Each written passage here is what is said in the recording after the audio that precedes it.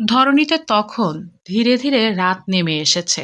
কিছুক্ষণ আগেও অস্তগামী সূর্যের রাঙা আভায় ঝলমল করা পানির বিস্তীর্ণ অংশটা এখন অন্ধকারের নরম চাদরে ঢেকে যাচ্ছে।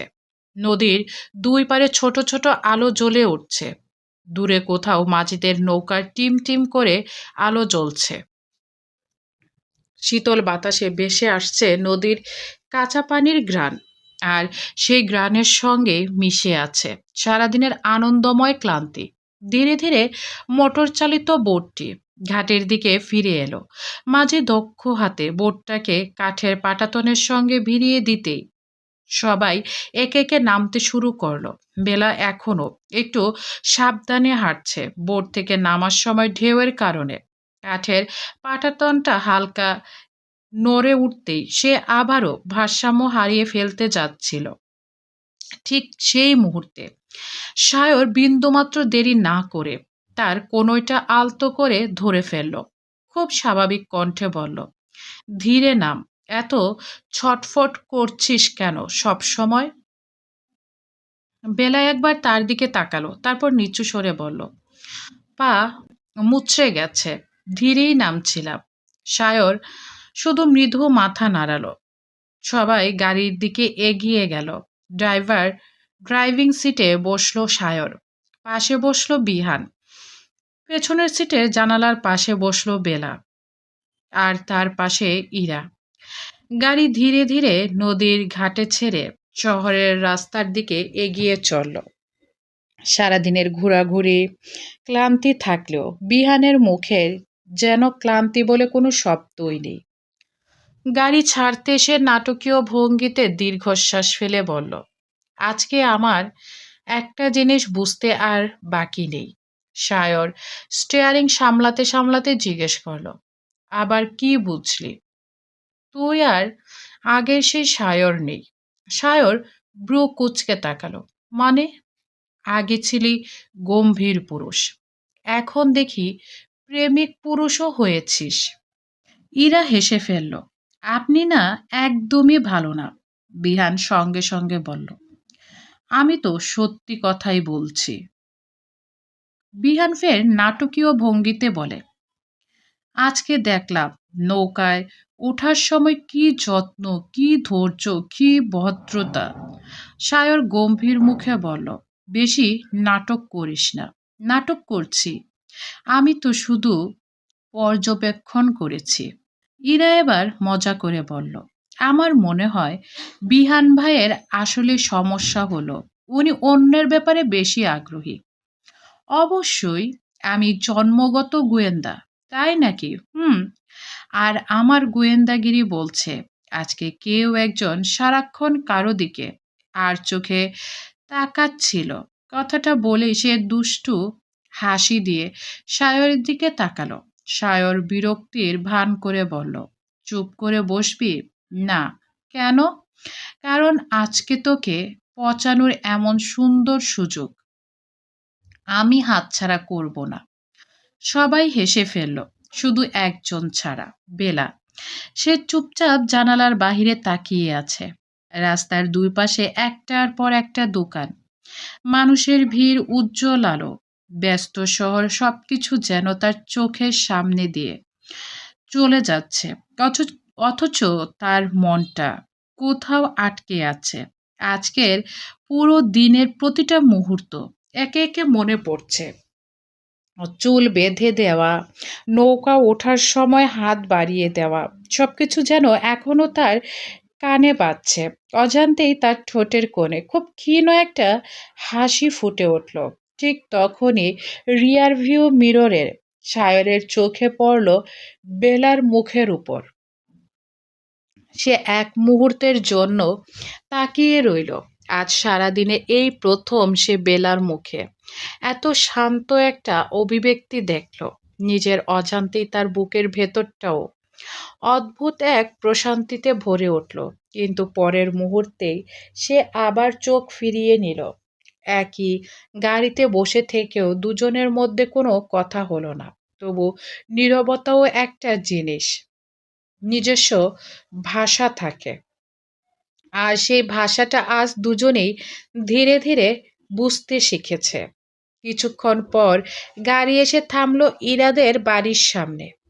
ইরা সিট বেল্ট খুলে হাসি মুখে বলল, আজকের দিনটা সত্যি খুব সুন্দর ছিল। বিহান সঙ্গে সঙ্গে বলল, শুধু সুন্দর, আমার তো মনে হচ্ছে আবারও আসতে হবে। আসবেন, তবে এবার আগে থেকেই পরিকল্পনা করে। সায়র মুচকি হেসে বলল, ওকে। ইরা দরজা খুলে নামার আগে একবার বেলার দিকে তাকিয়ে নরম গলায় বলল, ভালো করে বিশ্রাম নিস। বেলা হালকা হেসে মাথা নাড়ল, তুইও। এরা সবার কাছ থেকে বিদায় নিয়ে বাড়ির ভেতরে ঢুকে গেল। আবারও গাড়ি চলতে শুরু করলো। এবার আর কেউ তেমন কথা বলল না। বিহানও হয়তো সারাদিনের ক্লান্তিতে একটু চুপ হয়ে গেছে। গাড়ির ভেতরে শুধু মৃদু সুরে বাজছিল পুরনো একটা গান, আর জানালার বাহিরে রাতের শহরটা দ্রুত পেছনে সরে যাচ্ছিল। প্রায় 20 মিনিট পর গাড়িটা এসে থামলো খান বাড়ির বিশাল লোহার গেটের সামনে। দারোয়ান দ্রুত গেট খুলে দিল। গাড়ি ধীরে ধীরে ভেতরে ঢুকতেই বাড়ির বারান্দার উজ্জ্বল আলো চোখে পড়ল। বেলার বুকের ভেতরটা আবারও ধীরে ধীরে ভারী হয়ে উঠল। নদীর ধারের সেই প্রশান্তিটুকু যেন মুহূর্তে কোথাও হারিয়ে গেল। গাড়ি থেকে নেমে সবাই একসঙ্গে ভেতরে প্রবেশ করল। ড্রয়িং রুমে ঢুকতেই সোফায় বসে থাকা মমতাজ বেগম চোখ তুলে একবার তাকালেন।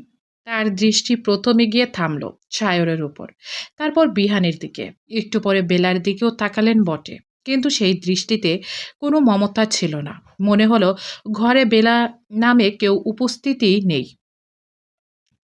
তিনি উঠে দাঁড়িয়ে শুধু বললেন, সায়র, এত রাত করলে কেন? সায়র শান্ত গলায় উত্তর দিল, রাস্তায় একটু জ্যাম ছিল আম্মু। খেয়েছো কিছু? না। হাত মুখ ধুয়ে নিচে এসো, খাবার গরম করছি। কথাগুলো বলার সময় তিনি একবারও বেলার দিকে তাকালেন না, এমনকি বিহানকে বসতে বললেন, খোঁজ খবর নিলেন, কিন্তু বেলাকে উদ্দেশ্য করে একটা শব্দ উচ্চারণ করলেন না। বেলা নিশ্চুপ দাঁড়িয়ে সবকিছু দেখছিল। তার বুকের ভেতরটা ধীরে ধীরে মোচড় দিয়ে উঠল। সে জানতো মমতাজ বেগম তাকে পছন্দ করেন না, কিন্তু এভাবে সম্পূর্ণ অস্বীকার করে দেওয়াটা যে এতটা কষ্টের হবে সেটা সে কল্পনাও করেনি। তার মনে হলো এই বিশাল বাড়িটায় সে যেন একজন অতিথিও নয়, বরং এমন একজন যার উপস্থিতি ইচ্ছে করেই উপেক্ষা করছে মমতাজ বেগম। চোখের কোণে হালকা পানি জমে উঠলেও সে মাথাটা নিচু করে ফেলল। না, কাউকে নিজের দুর্বলতা দেখাবে না, নিঃশব্দেই সব সহ্য করবে না। কারণ এই সম্পর্কের ভার শুধু তার একার নয়। তবু এই পরীক্ষাটা হয়তো তাকেই সবচেয়ে বেশি দিতে হবে। সায়র আর চোখে একবার বেলার মুখের দিকে তাকিয়ে বুঝে গেল মেয়েটা ভীষণ কষ্ট পেয়েছে। তার বুকের ভেতরটাও অদ্ভুতভাবে ভারী হয়ে উঠল। কিন্তু মায়ের সামনে এই মুহূর্তে কিছু বললে পরিস্থিতি আরো জটিল হয়ে যাবে। তাই সে শুধু নিঃশব্দে একটা দীর্ঘশ্বাস ফেলল। বেলা ধীর পায়ে সিঁড়ি বেয়ে উপরে উঠে এলো। প্রতিটি ধাপ যেন আজ অদ্ভুত ভারী লাগছে। খানবাড়ির বিশাল করিডোরের নিস্তব্ধতা, আলোগুলোর ম্লান আভা পুরো পরিবেশটাকে আরো নির্জন করে তুলেছে। একটু আগে ড্রয়িং রুমে ঘটে যাওয়া ঘটনাগুলো বারবার তার চোখের সামনে ভেসে উঠছে। মমতাজ বেগমের সেই নির্লিপ্ত দৃষ্টি, ইচ্ছে করে তাকে উপেক্ষা করে চলে যাওয়া, সবকিছু যেন বুকের ভেতরে নিঃশব্দে কাটার মতো বিঁধে আছে। নিজের কক্ষের দরজাটা ভেতর থেকে বন্ধ করে কিছুক্ষণ দরজার সঙ্গে হেলান দিয়ে দাঁড়িয়ে রইল বেলা। তারপর ধীরে ধীরে বিছানার ধারে গিয়ে বসে পড়ল। ঘরটা একদম নিঃশব্দ। জানালার বাহিরে রাতের হালকা বাতাসে পর্দাগুলো দুলছে। দূরে কোথাও ঝিঝি পোকার ডাক ভেসে আসছে। অথচ বেলার ভেতরে যেন এক অদৃশ্য ঝড় বয়ে যাচ্ছে। সে আয়নার দিকে তাকালো। আয়নায় ভেসে ওঠা নিজের মুখটাকে আজ কেমন অপরিচিত লাগছে। এই কি সেই বেলা যে সামান্য কথাতে হেসে উঠত, যে সারাক্ষণ ইরা আর বিহানের সঙ্গে দুষ্টুমি করত, যার হাসিতে চারপাশে মুখর হয়ে থাকতো? আজ সেই মেয়েটাই যেন কয়েকদিনের মধ্যে অনেকটা বদলে গেছে। চোখের নিচে ক্লান্তির ছাপ, মুখ ঝরে নীরবতা, আর বুকে ভরা অজস্র অপ্রকাশিত কথা। হঠাৎ সে নিজের দিকে তাকিয়ে খুব আস্তে বলল, না, এভাবে আর না। কথাটা বলেই সে গভীর একটা নিঃশ্বাস নিল। আমি কেন নিজের হাসিটা হারিয়ে ফেলবো? আমি কেন সবসময় মুখ গুমরা করে থাকবো? কেউ আমাকে পছন্দ করুক বা না করুক, তার জন্য নিজের স্বভাবটা তো আমি বদলে ফেলতে পারি না। তার চোখে ধীরে ধীরে দৃঢ়তা ফুটে উঠল। আগের সেই বেলায়ার আবার ফিরবে। আমি আবার হাসবো, গল্প করব, সবাইকে নিয়ে আনন্দ করব, নিজের কষ্ট নিজের ভেতরেই রাখবো। কিন্তু সেই কষ্টকে কোনোদিন আমার পরিচয় হতে দেব না। একটু থেমে সে খুব ধীরে বিছানার উপর রাখা ওড়নাটা গুছিয়ে রাখলো। তারপর ফিসফিস করে বলল, তবে একটা জিনিস বদলাতে হবে। সায়রের নামটা মনে আসতেই তার চোখ দুটো অন্যমনস্ক হয়ে উঠল। আজ সারাদিনের মানুষটা তার জন্য যা যা করেছে সেসব মনে পড়তে বুকের ভেতরটা অদ্ভুতভাবে নরম হয়ে এলো। সে জানে সায়র খুব ভালো পুরুষ, বরং যত দিন যাচ্ছে ততই সে বুঝতে পারছে মানুষটার ভেতরে কোমল দিকগুলো। আর সেই কারণেই হয়তো তার নিজের মনটাও ধীরে ধীরে দুর্বল হয়ে পড়ছে। বেলা ধীরে বলল, আমাদের সম্পর্কটার শুরুটাই স্বাভাবিক ছিল না, জোর করে তৈরি হওয়া। একটা সম্পর্ককে সময়ের আগে অন্য কোনো অনুভূতির রং দেওয়া ঠিক নয়। আমি উনার প্রতি সম্মান রাখবো, কৃতজ্ঞ থাকবো, কিন্তু নিজের মনকে আর এতটা কাছে যেতে দেব না। যতটা দরকার ততটাই কথা বলবো, যতটা প্রয়োজন ততটাই কাছে থাকবো, আর এর বেশি নয়। কারণ যত বেশি কাছে যাব তত বেশি কষ্ট পাওয়ার ভয় থাকবে। সায়রকে হারিয়ে ফেলার ভয়। সায়র নিশ্চয়ই ওকে বেহায়া ভাববে এত কাছে গেলে। সে ধীরে ধীরে উঠে জানালার কাছে গিয়ে দাঁড়ালো। রাতের আকাশে অসংখ্য তারা জ্বলছে। সেই আকাশের দিকে তাকিয়ে খুব শান্ত কণ্ঠে বলল, আগামীকাল থেকে নতুন করে শুরু করব। সবাই আমাকে আগের মতোই দেখবে, হাসি খুশি, চঞ্চল, দুষ্টু সেই বেলাকেই। কেউ বুঝতে পারবে না সেই হাসির আড়ালে কতটা অস্থিরতা লুকিয়ে আছে। আর সায়র, আপনি আমার জীবনের একজন গুরুত্বপূর্ণ মানুষ হয়েই থাকবে, কিন্তু আমার অনুভূতিগুলো আমি আর আপনাকে বুঝতে দেব না। সায়র ভাই, সময় ঠিক করবে আমাদের সম্পর্কের পরিণতি কোথায় গিয়ে দাঁড়াবে। এই দৃঢ় সিদ্ধান্তটুকু নিজের ভেতরে গেঁথে নিয়ে বেলা ধীরে ধীরে জানালার পর্দাটা টেনে দিল। কিন্তু সে জানতো না মানুষ অনেক সিদ্ধান্তই নেয়, অথচ হৃদয় সবসময় সেই সিদ্ধান্ত মেনে চলতে পারে না। কখনো কখনো দুটো হৃদয়ের দূরত্ব বাড়ানোর সবচেয়ে বড় বাধা হয়ে দাঁড়ায় সেই হৃদয় দুটোই। সেই দিনের দীর্ঘ ভ্রমণের ক্লান্তি ধীরে ধীরে সবার শরীরে ভর করলেও খানবাড়ির প্রতিটি মানুষের মনে যেন ভিন্ন ভিন্ন অনুভূতির ঢেউ খেলছিল। রাত আরো গভীর হয়েছে। পুরো বাড়িটা ধীরে ধীরে নিস্তব্ধতায় ডুবে গেছে। করিডোরের সাদা আলোয় দীর্ঘ ছায়াগুলো আরো লম্বা হয়ে মেঝেতে পড়ে আছে।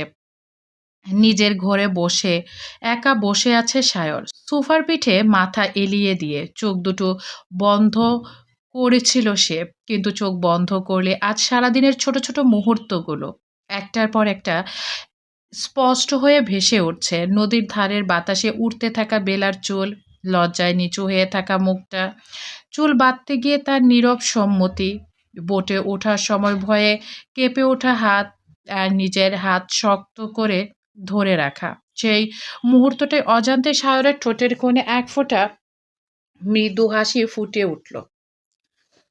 সে খুব আস্তে নিজেকে বলল, মেয়েটা সত্যি বদলে গেছে। একসময় যার চোখে মুখে সারাক্ষণ দুষ্টুমি লেগে থাকতো, যে কোনো কথা না বলে থাকতে পারতো না, আজ সেই মেয়েটাই কতটা নিশ্চুপ হয়ে গেছে। হাসতে গেলেও যেন আগে ভাবতে হয় তাকে, কথা বলতে গেলেও বুকের ভিতরে কোথায় যেন একটা ভয় কাজ করে। এই পরিবর্তনের জন্য কে দায়ী? প্রশ্নটার উত্তর সায়রের অজানা নয়। সে জানে এই বিয়ে বেলার জীবনের সমস্ত হিসাব নিকাশ এক মুহূর্তে বদলে দিয়েছে। নিজের স্বপ্ন, নিজের ইচ্ছা, নিজের ভবিষ্যৎ সবকিছু ত্যাগ করে পরিস্থিতির চাপে তাকে এই সম্পর্ক মেনে নিতে হয়েছে। সায়রের বুকের ভেতরে হঠাৎ অপরাধ বোধের একটা ভারী অনুভূতি জমে উঠল।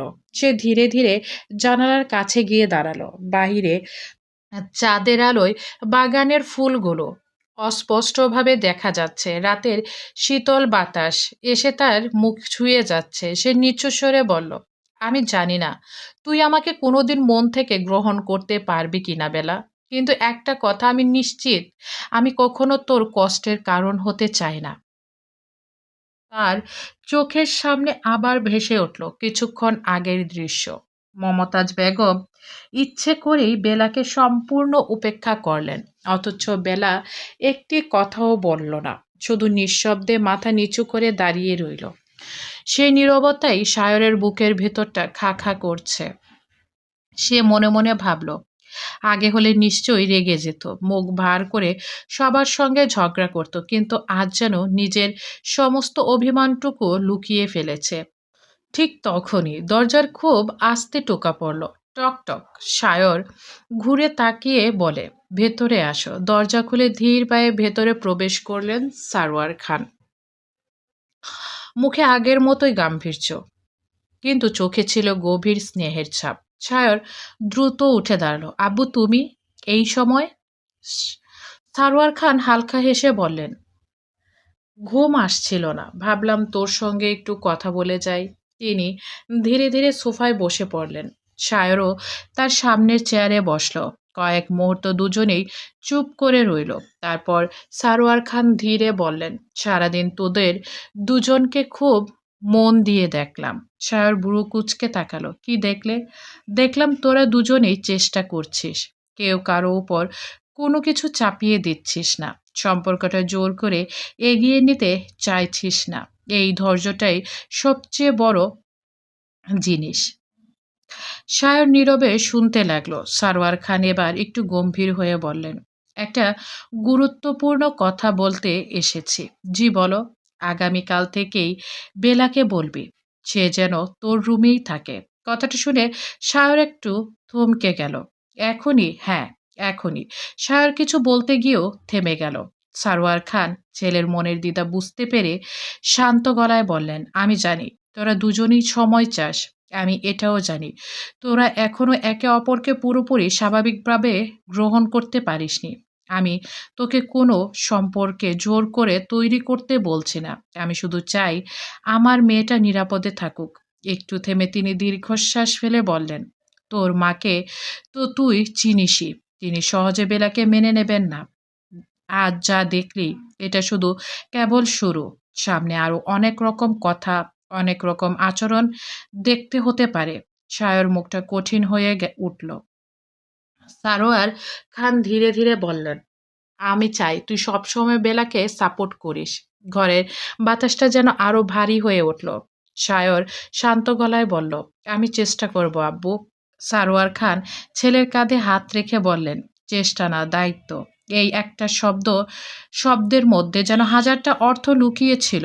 তিনি আবারও বলতে শুরু করলেন, আজ একটা কথা তোকে বলি, যেটা এতদিন কাউকে বলিনি। সায়র বিস্মিত হয়ে বাবার দিকে তাকালো। সারোয়ার খান মৃদু হেসে বললেন, অনেক আগে থেকেই আমার ইচ্ছে ছিল, যদি কখনো সুযোগ হয় তাহলে বেলাকে তোর বউ করে রাখবো। সায়রের চোখে বিস্ময় বড় হয়ে গেল। তুমি আগে থেকেই? হ্যাঁ, কিন্তু কখনো তো বলনি। সারোয়ার খান ম্লান হেসে উত্তর দিলেন, বলতে পারিনি। কেন? সারোয়ার খান দীর্ঘশ্বাস ফেলে ধীর কণ্ঠে বললেন, কারণ আমি জানতাম তোর মা কোনোদিন এই প্রস্তাবে রাজি হবেন না। বাশারের প্রতি তার মনে যে অভিমান আর ঘৃণা জন্ম নিয়েছিল, এত বছরেও সেটা একটুও কমেনি। সেই রাগের প্রভাব পড়েছে নাজনীন আর বেলার উপরও। নাজনীনকে তিনি কোনোদিন মন থেকে আপন ভাবতে পারেননি, আর বেলাকে তো প্রথম দিন থেকেই ভুল বুঝে এসেছে। এমনকি বিহানকেও খুব একটা পছন্দ করেন না, যদিও সেটা প্রকাশ করেন না। তিনি কিছুক্ষণ থেমে আবার বললেন, ছোটবেলা থেকে তুই বেলার প্রতি একটু বেশি যত্নশীল, আর সেটাকেই তোর মা অন্য চোখে দেখতে শুরু করেছিলেন। তিনি মনে করতেন বেলা ইচ্ছে করেই সবসময় তোর আশেপাশে থাকে। আমি বহুবার বোঝানোর চেষ্টা করেছি যে ওদের সম্পর্কটা একেবারেই নিষ্পাপ, কিন্তু তিনি কিছুতেই নিজের ধারণা বদলাতে চাননি। তাই নিজের ইচ্ছাটা নিজের মনেই চাপা দিয়ে রেখেছিলাম। এই বিষয়টা নিয়ে কথা বলে সংসারে শুধু অশান্তিই বাড়বে। কিন্তু দেখ, মানুষের পরিকল্পনার চেয়ে আল্লাহর ফয়সালা কত বড়। আমি যে কথাটা মুখে বলতে পারিনি, আল্লাহ সেটাই এমনভাবে লিখে রেখেছিলেন যে শেষ পর্যন্ত তোদের দুজনের বিয়ে হয়ে গেল।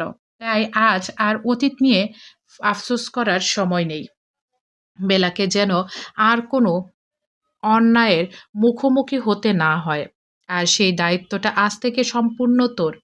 সায়র ধীরে ধীরে মাথা নিচু করল।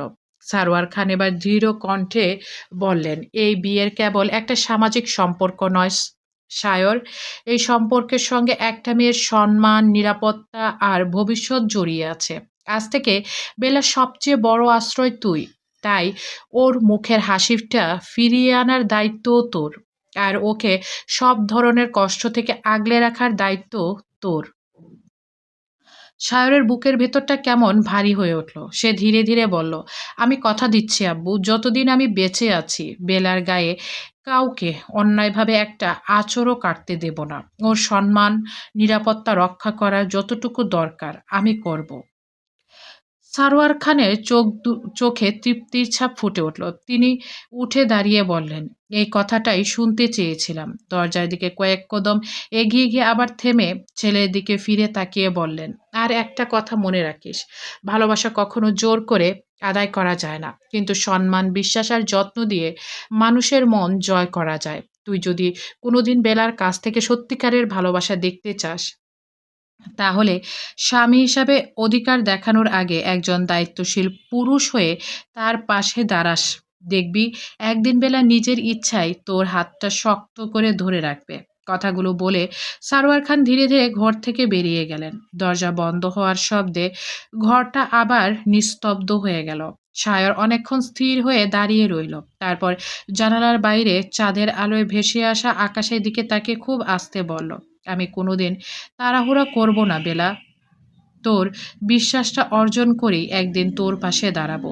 কারণ সম্পর্কের সবচেয়ে সুন্দর ভিত্তি ভালোবাসা নয়, বিশ্বাস। পরের দিন সকালে খানবাড়ির বিশাল ডাইনিং রুমে সকালের নাস্তার আয়োজন করা হয়েছে। বড় কাচের জানালা দিয়ে নরম রোদের আলো ঢুকে পুরো ঘরটাকে আলোকিত করে তুলেছে। টেবিলের উপর সারি করে সাজানো রয়েছে পরোটা, সবজি, ডিম, ফল আর ধোয়া ওঠা চায়ের কাপ। অন্য দিনের মতো সবাই একে একে টেবিলে এসে বসছে। বাহিরের থেকে দেখলে সবকিছু স্বাভাবিক মনে হলেও প্রত্যেকের মনের ভিতরে যেন অদৃশ্য এক টান টান উত্তেজনা কাজ করছে। সারোয়ার খান টেবিলের এক প্রান্তে গম্ভীর মুখে বসে খবরের কাগজে চোখ বুলিয়ে নিচ্ছিলেন। তার মুখের শান্ত ভাবটা দেখে বোঝার উপায় নেই তিনি মনে মনে ইতিমধ্যে একটি গুরুত্বপূর্ণ সিদ্ধান্ত নিয়ে ফেলেছেন। মমতাজ বেগম নিঃশব্দে সবার সামনে নাস্তা পরিবেশন করছেন। তার মুখে কোনো অভিব্যক্তি নেই, তবে চোখ মুখের কঠোরতা স্পষ্ট জানিয়ে দিচ্ছে মনের ভেতরের ক্ষোভ এতটুকু কমেনি। সায়র চুপচাপ নিজের জায়গায় বসে আছে। বেলা ধীরে ধীরে ডাইনিং রুমে প্রবেশ করলো। মাথায় ওড়না টেনে চোখ নিচু করে সবার দিকে সালাম জানিয়ে খুব শান্তভাবে চেয়ারে বসে পড়ল। তার ভেতরে এখনো সংকোচ কাজ করছে। এদিকে বাসার খান আর নাজনীন সুলতানও নীরবে নাস্তা করছিলেন। তারা দুজনেই মেয়ের মুখের দিকে তাকিয়ে বারবার তাকাচ্ছিলেন। বাবা মায়ের চোখ এড়িয়ে যায় না সন্তানের মনের অবস্থা। বেলার মুখের নীরবতা তাদের বুকের কষ্টেও রেখা এঁকে দিচ্ছিল। কিছুক্ষণ শুধু থালা বাসনের শব্দ ছাড়া আর কোনো কথা শোনা গেল না। হঠাৎ সারোয়ার খান খবরের কাগজটা ভাঁজ করে টেবিলের উপরে রেখে শান্ত অথচ ধীর কণ্ঠে বললেন, একটা কথা বলার ছিল। সঙ্গে সঙ্গে সবাই তার দিকেই তাকালো। তিনি ধীরে ধীরে বেলার দিকে দৃষ্টি স্থির করে বললেন, বেলা, আজ থেকেই তুই সায়রের রুমে থাকবি। একটি মাত্র বাক্য, কিন্তু সেই বাক্যে যেন পুরো ডাইনিং রুমের পরিবেশ মুহূর্তের মধ্যে স্তব্ধ করে দিল। নাজনীন সুলতানা বিস্ময়ে চোখ বড় করে মেয়ের দিকে তাকালেন। বাসার খানও কিছুক্ষণ নির্বাক হয়ে বসে রইলেন, যদিও জানতেন বিয়ের পর এক সময় এমনটাই হবে। তবু এত দ্রুত সিদ্ধান্তটা আসবে সেটা তিনি ভাবেননি। বেলা হাত থেকে চামচটা প্রায় পড়ে যাচ্ছিল। সে বিস্মিত চোখে সারোয়ার খানের দিকে তাকিয়ে রইল। কয়েক সেকেন্ড পর খুব ধীরে বলল, চাচ্চু আমি। সারোয়ার খান শান্ত স্বরে বললেন, কিছু বলতে চাস? বেলা মাথা নিচু করে কাপা গলায় বলল, আমি আমি এখনই ওখানে থাকতে চায় না। কথাটা বলে সে সংকোচে চুপ করে গেল। ডাইনিং টেবিলে আবারও নীরবতা নেমে এলো। সায়রও মাথা তুলে বাবার দিকে তাকালো। সে বুঝতে পারছিল বেলা অস্বস্তিতে আছে। ঠিক তখনই সারোয়ার খান খুব স্থির কণ্ঠে বললেন, আমি তোর অস্বস্তিটা বুঝি মা, কিন্তু জীবনের কিছু সত্য এড়িয়ে যাওয়া যায় না। সায়র তোর স্বামী, আলাদা আলাদা ঘরে থাকার কোনো যৌক্তিক কারণ আমি দেখি না। বেলা খুব আস্তে বলল, কিন্তু তিনি এবার কথার মাঝখানে থামিয়ে দিলেন, না বেলা, এ বিষয় নিয়ে আর কোনো আপত্তি শুনতে চায় না। তার কণ্ঠে রাগ ছিল না, কিন্তু এমন এক ধীরতা ছিল যা অমান্য করার সাহস কারণই। তিনি আরও বললেন, আমি তোকে কোনো চাপ দিচ্ছি না। আমি শুধু চাই তোরা স্বাভাবিকভাবে নিজেদের সম্পর্কটাকে সময় দিতে শিখিস।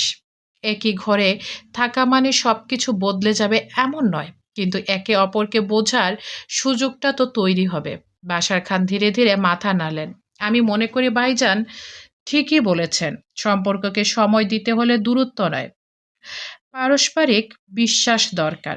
নাজনীন সুলতানা মেয়ের দিকে তাকিয়ে মমতা ভরা কণ্ঠে বললেন, বড়দের কথা শুনতে হয় মা।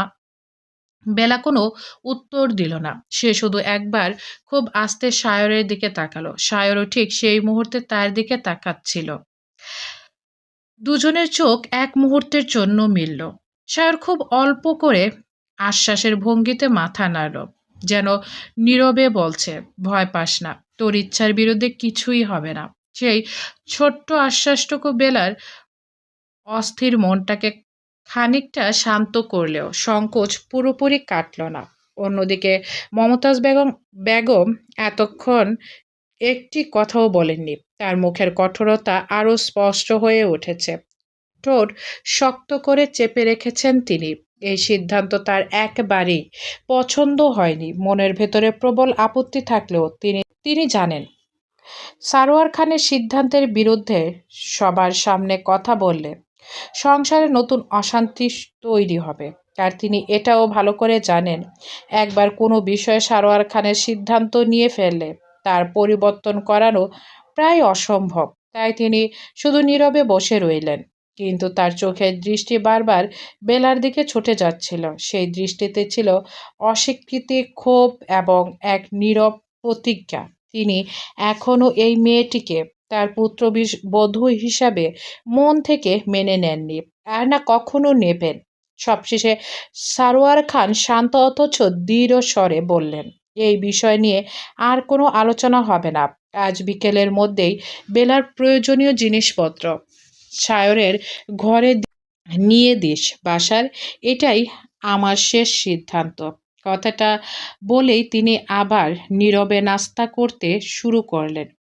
কিন্তু টেবিলে বসে থাকা বাকিদের আর কারোই পক্ষে স্বাভাবিকভাবে নাস্তা করা সম্ভব হলো না। প্রত্যেকেই বুঝতে পারছিল আজকের এই সিদ্ধান্ত শুধু একটি ঘর বদলের নয়, এটি হয়তো সায়র আর বেলার সম্পর্কের নতুন অধ্যায়েরও সূচনা। চলবে। আসসালামু আলাইকুম। এই গল্পটা আমার ভীষণ প্রিয় একটা গল্প। আপনাদের কি মনে হয় মমতাজ বেগম এখন কি করবেন? অবশ্যই কমেন্ট করে জানাবেন। গল্পটি ভালো লাগলে লাইক করবেন, আমার চ্যানেলটি সাবস্ক্রাইব করে আমার পাশে থাকবেন।